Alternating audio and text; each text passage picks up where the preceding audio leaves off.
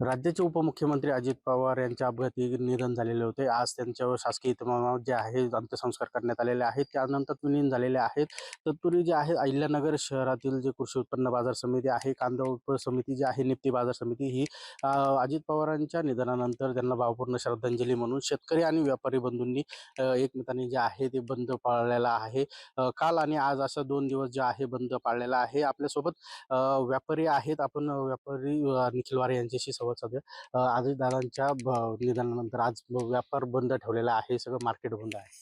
अजितदादा पवार यांच्या अकाली निधनानं संपूर्ण महाराष्ट्रावर दुःखाची शोककळा पसरलेली आहे आणि दादांना श्रद्धांजली म्हणून अहिल्यानगर कृषी उत्पन्न बाजार समितीतील सर्व विभागांच्या वतीनं व्यापारी बांधव असतील, शेतकरी असेल, सर्व संचालक मंडळ आमच्या सर्वांच्या वतीनं दादांना श्रद्धांजली अर्पण करण्यासाठी आम्ही सर्व व्यवहार बंद ठेवले आहेत आणि त्या माध्यमातून आम्ही दादांना श्रद्धांजली अर्पण करत आहोत. गिरीश रासकर, जय महाराष्ट्र न्यूज, अहिल्यानगर.